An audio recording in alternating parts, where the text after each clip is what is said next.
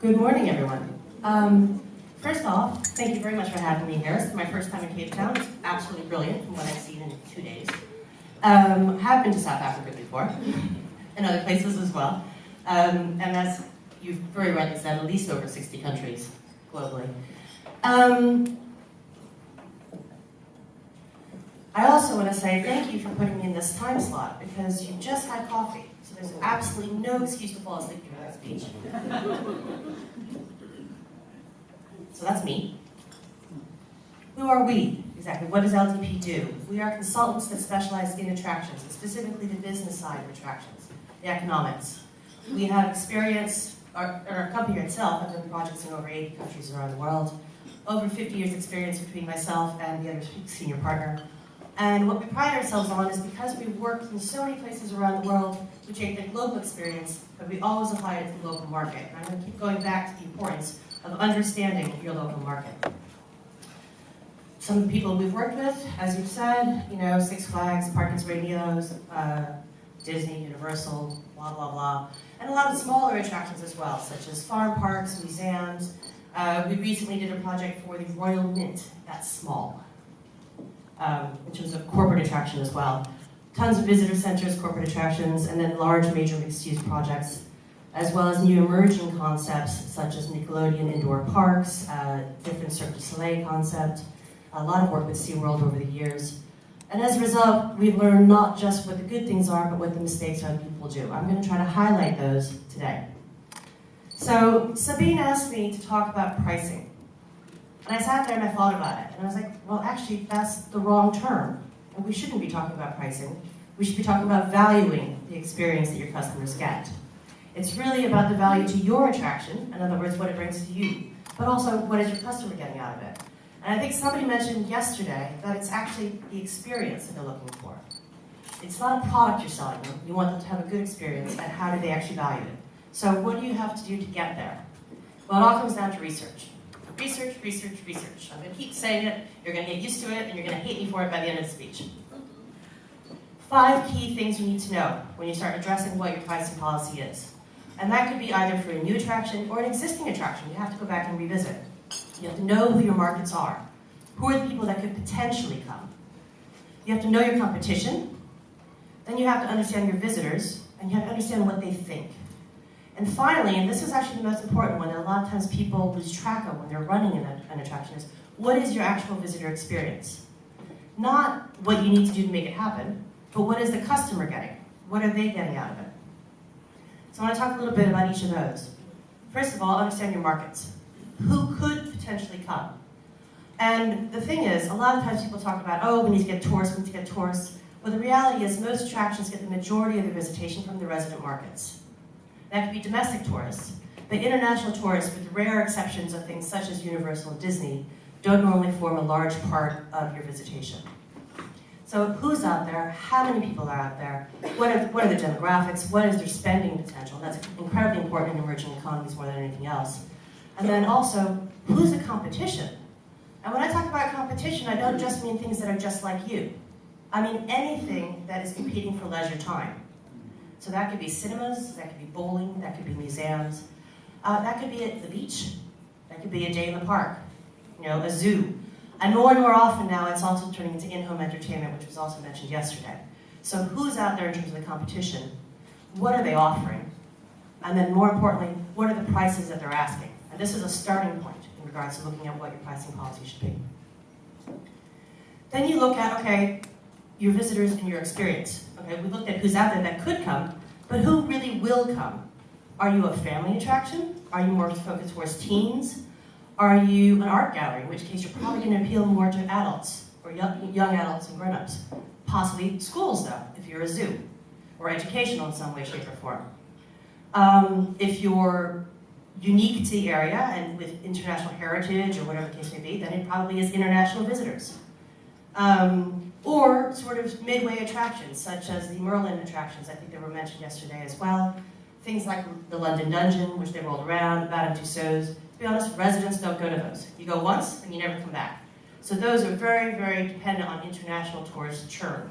And when I say churn, what I mean is not the same people coming every year, which is, I'm sure, a lot of what's happening here in Cape Town. But the people that come once, and they don't come back, because you only do the experience once. So if you don't have new, regenerating tourists every year, then you can't sustain one of those specialty attractions.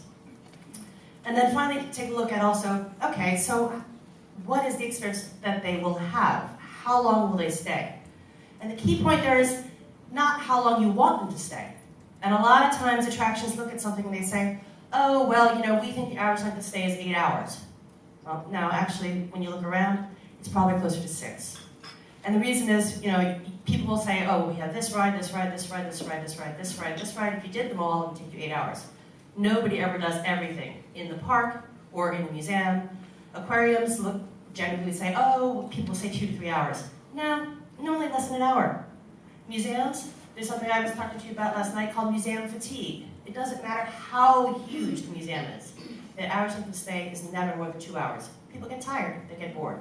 And that applies to places such as the Louvre, the British Museum, you know, international examples that have a wealth of exhibits, but no one's going to see everything. So you really have to understand how much time the customer is actually going to spend there from their perspective, not necessarily what you want them to spend there. So then the next step is to define what is your pricing policy.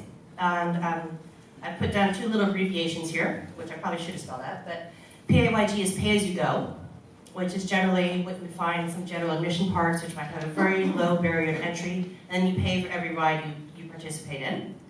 Or in some cases it's free, as in some family entertainment centers, you just go in, you pay for whatever you do. Or there's the pay one price policy, which is 1 ticket at the gate, and you can do everything you want for as long as you want, except for some cases where they actually have shifts. So where do we start once you've decided those 2 things?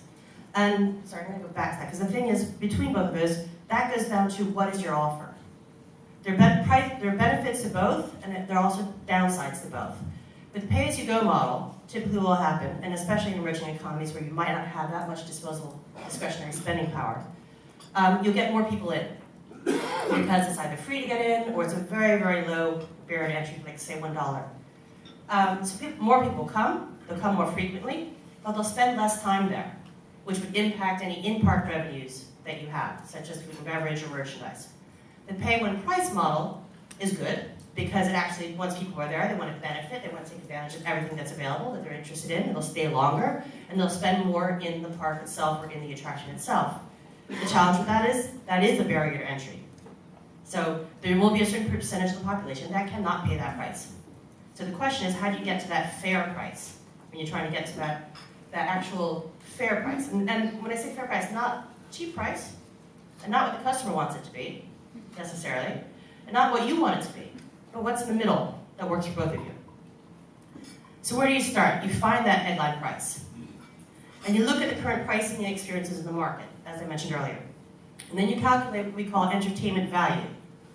And this is the entertainment value is actually the headline price divided by the average length of stay. So you get a price per hour of entertainment. And the reason that's really important is because a lot of times people look around and go, oh, well, so-and-so attraction is charging, I don't know, $20. And they're charging $15, so I'll charge $18. And you don't actually look at how long an experience they're offering versus what you're offering. This is actually kind of evening out the playing field. You can actually look at what the consumer views as a good value for entertainment per hour. I'm going to go into a little bit more detail about that now. So here's an example that we did, because I wanted to stay neutral, in Egypt. And Egypt, again, same thing, emerging economy. And there's a range of different attractions we looked at. And as you can see, and this is not all of them, but we looked at things ranging from like amusement parks to indoor attractions, aquariums, water parks, but we also looked at movie theaters. That's important as well, because that people look at that and say, oh, for 2 hours, I get this, I pay this much. So that's how much I need to pay for 2 hours of entertainment. And then you look at all of those and say, okay, well, what's the average price per hour then within this market, within my market? That's a key thing. And then you look at it again, and you go, well, wait a second. Am I a cultural attraction, or am I a commercial attraction? And the reason I bring that up is because more often than not, a lot of cultural attractions and museums will have some form of government subsidy. So they don't have to make it work as much. And from the perception of the customer, they know that there is a government subsidy, so they expect it to be cheaper. So as a result, if you're looking at a commercial attraction, which we were in this case, we take those out. And we just look at the commercial attractions and what people are willing to spend. And I want to point out now that this is a starting point. I'm going to get back to that later. So you figure it out, and in this case, you figured out, okay, the average price per hour, therefore, was 33.95 Egyptian pounds. In this case, it was a branded attraction that we were looking at. And when you have an IP branded attraction, there is actually an uplift to the price that you can charge.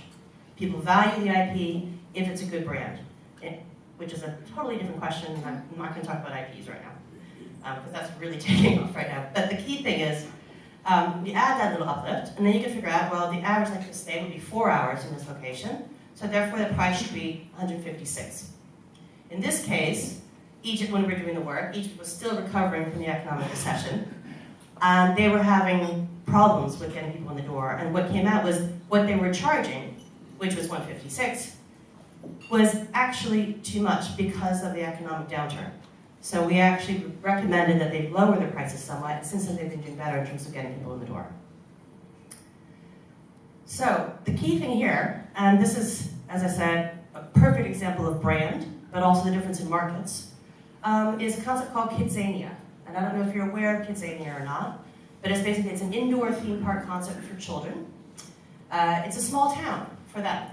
And they get to go in, and they're given money when they go in, and they get to work, basically. So they can work as a shopkeeper, or they can work in a pizza hut, or they can work as a firefighter, or learn to be a dentist, or learn to be an airline pilot. And all of these different establishments, when they go there, they work and they earn money. And then they can go somewhere else, and they can spend the money on toys, or treats, or sweets, or whatever the case may be. So it's their own little town, and it's done exactly the same in all the markets. Same quality, same level of sponsorship, same level of experience for the kids. But the prices, as you can see, in US dollars can vary from $11 to $46. And that is all a function of the local pricing parameters in each of those individual markets. Here we go. I want to move on now to discounts, which we sort of touched on yesterday, good or bad. Well, the truth is, it's both. And the key thing about discounts is that you have to ask yourself, is this going to help me make more money?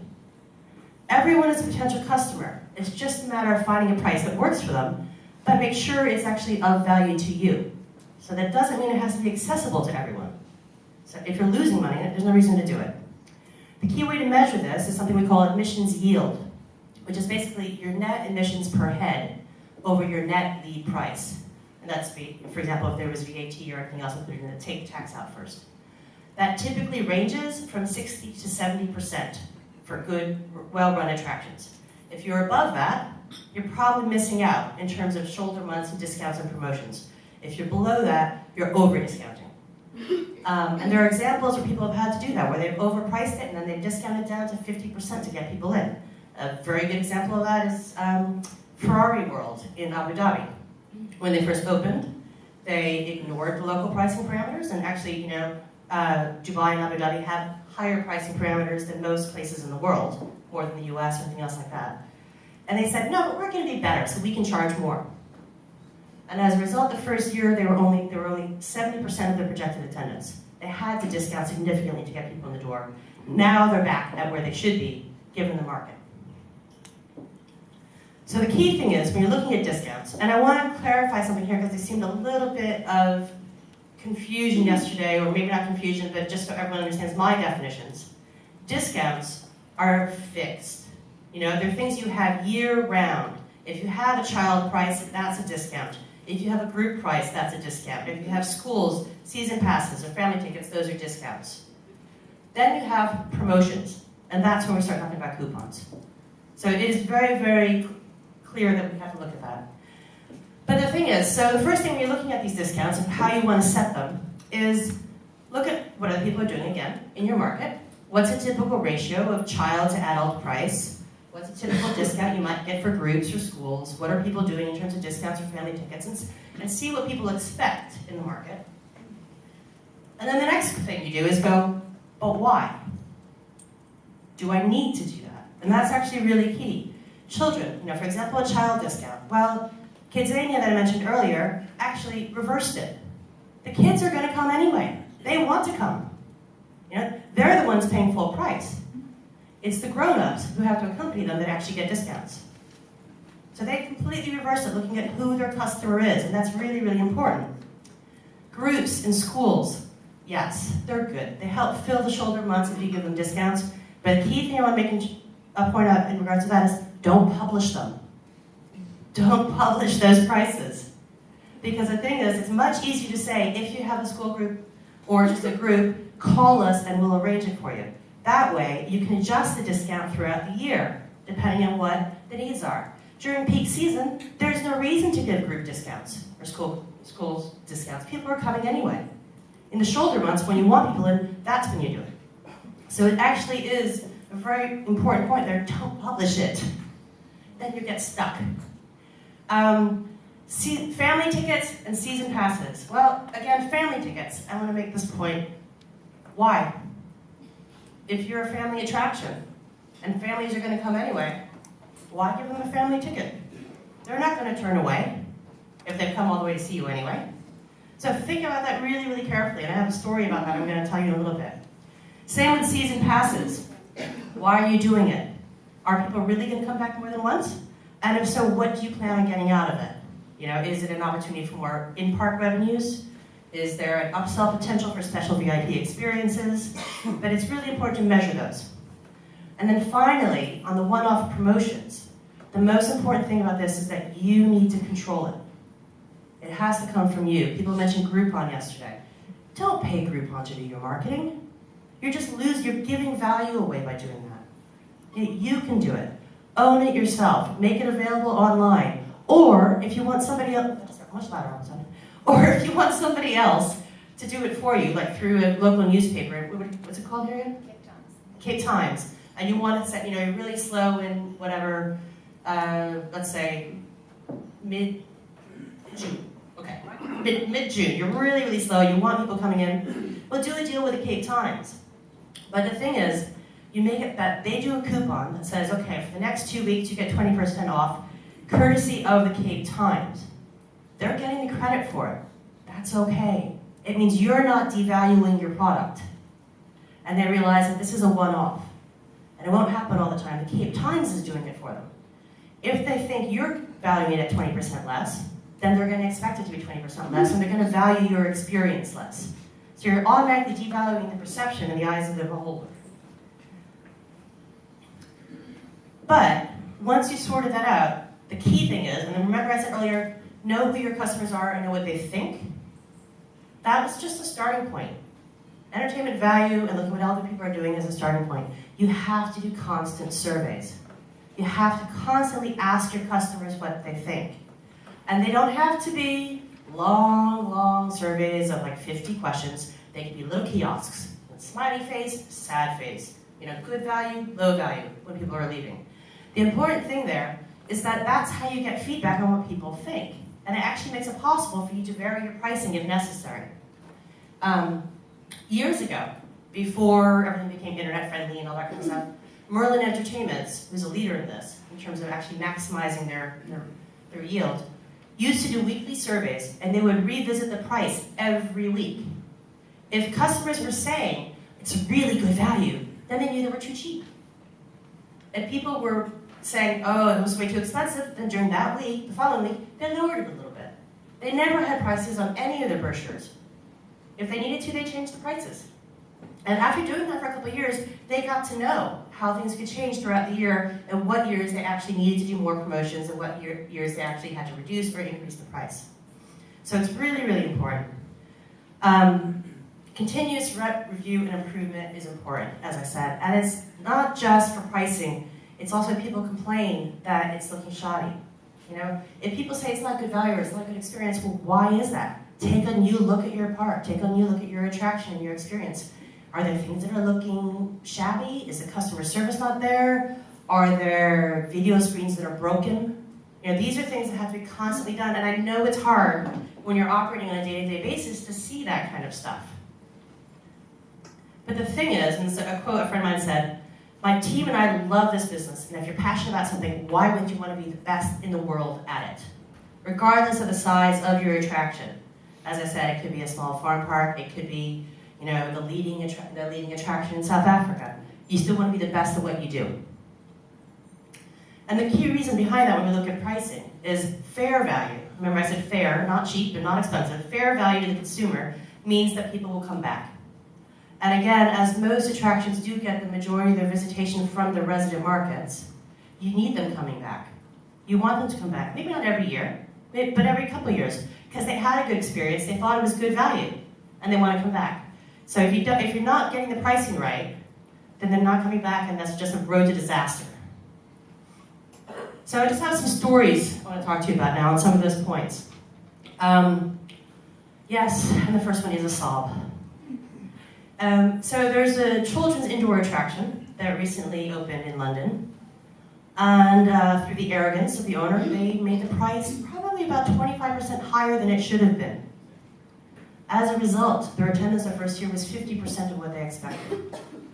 Now, because they're finally paying attention to what people think, and they're looking at things such as TripAdvisor, and they're looking at things such as Facebook, and they're looking at customer service questionnaires, they're readjusting their thoughts on pricing and how they're going to approach it.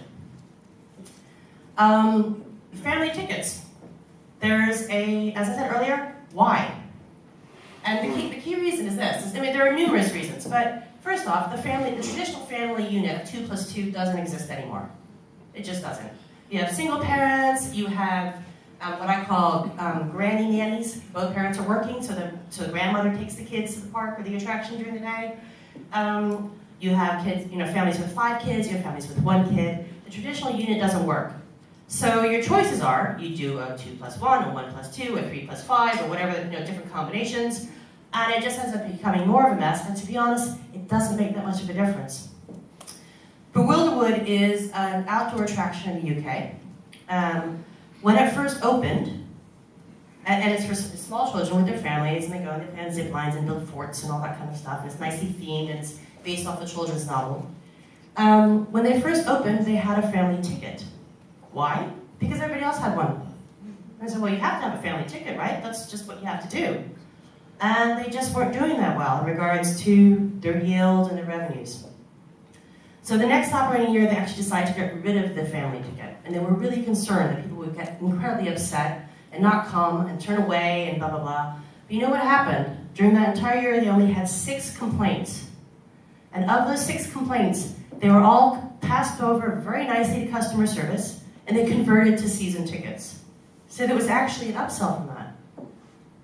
I'm just saying, question everything, basically. Another type of discount that's been used in some of larger parks is what they call the second day pass. You get second day for free. Buy a ticket, you go to the second day for free. Why would you do that? I'm not saying it's a bad idea, but you have to think about why you would do it. In the case of parks like Universal or Disney or PortAventura, where they have hotels on site, it makes sense because it's filling their hotels. People are going to stay overnight if they want to go take advantage of that second day.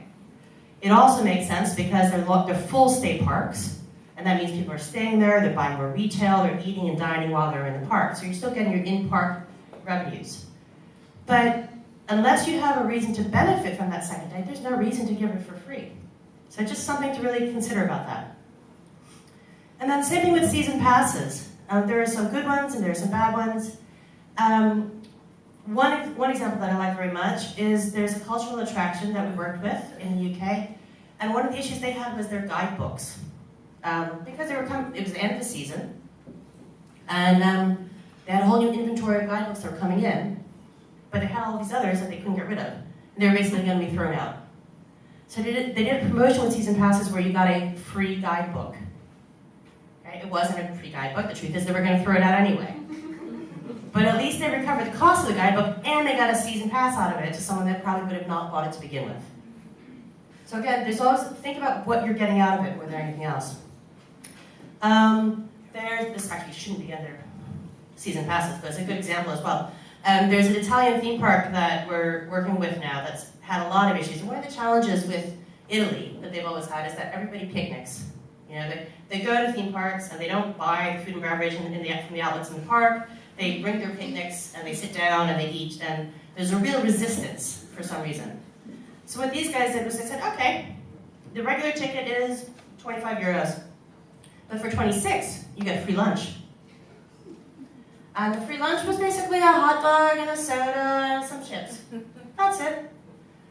So what it really meant was, though, that they were discounting the price slightly to cover the cost of the food, but the people weren't bringing picnics. And clearly, a hot dog, chips, and soda is not going to do it for you if you're there for 8 hours. But since they weren't bringing picnics, they didn't have the snacks, they didn't have the water, they didn't have the drinks, the coffee, all the stuff they normally would have had. So it increased the in-park spend on F&B.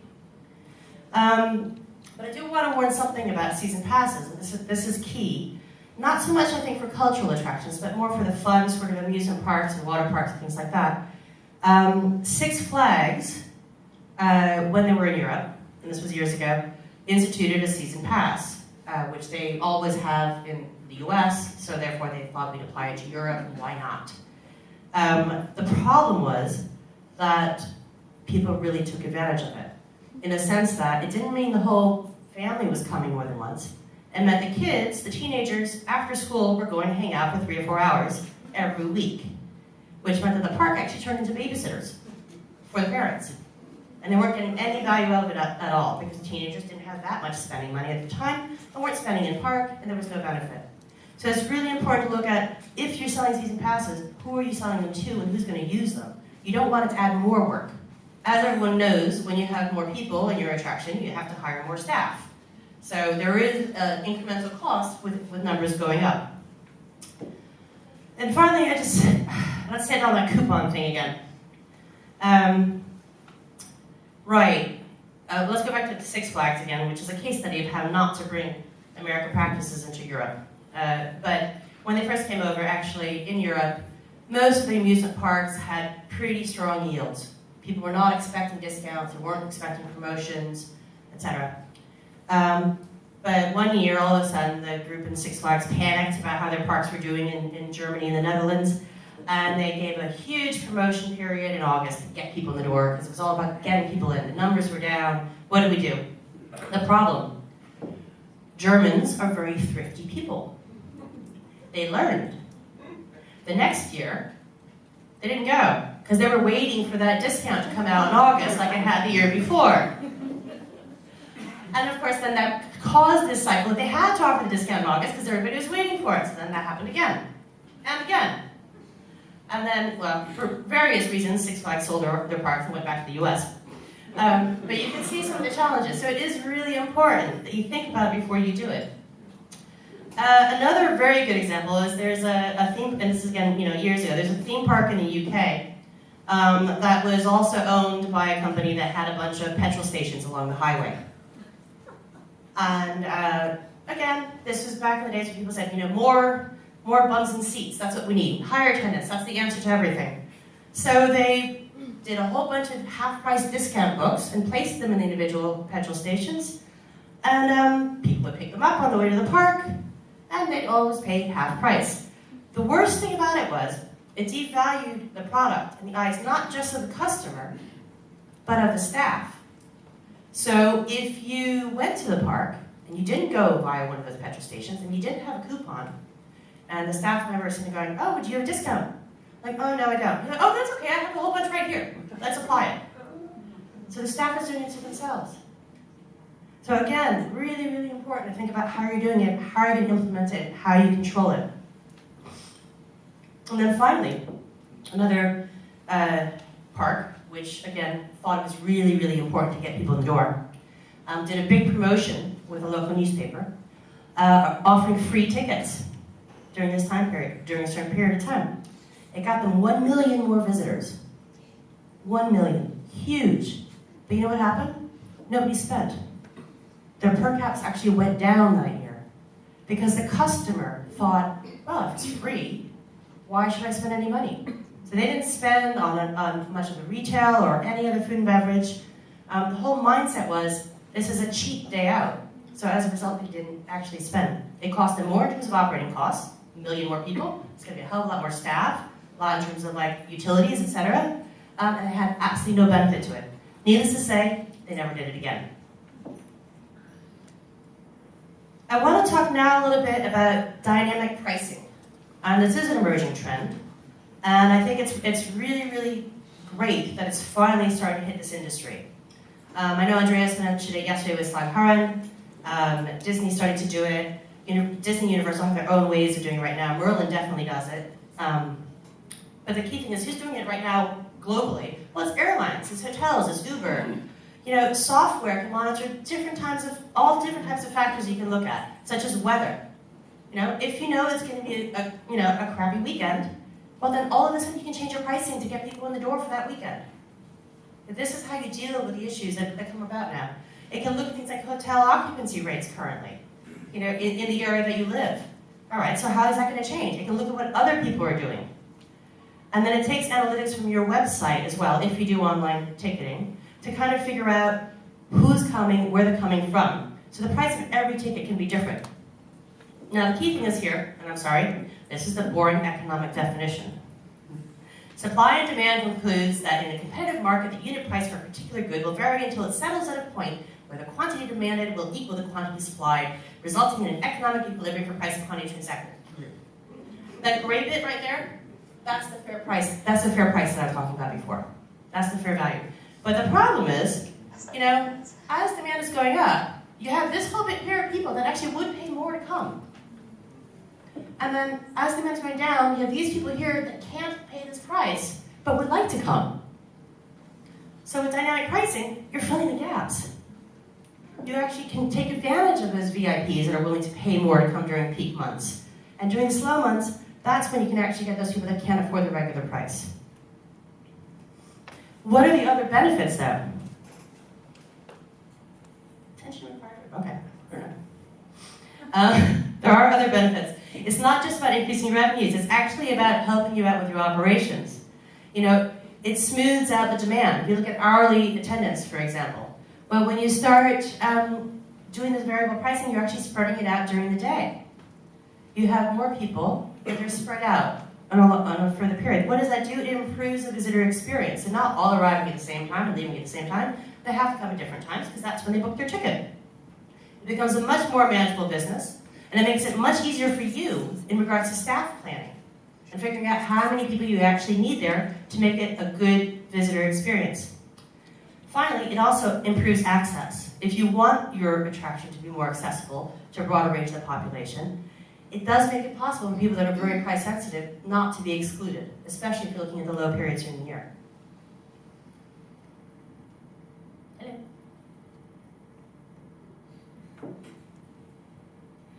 Not working. Oh.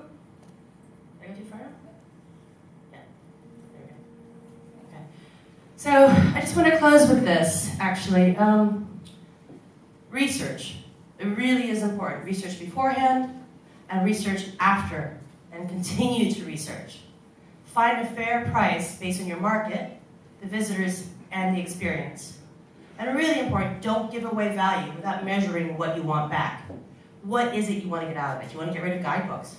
Fine. Do you want to increase, food and beverage sales? Fine. But figure it out before you give away the value. It's not just about people getting in the door.